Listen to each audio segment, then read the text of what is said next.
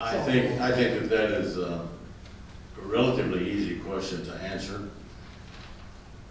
We really serve as board directors in two capacities. One is to ensure that we are in compliance with the things that we do with the bylaws and the covenants. And the other thing that we really ought to keep in front of us all the time is the desires and the needs of the community. If there seems to be a difference of opinion in the way that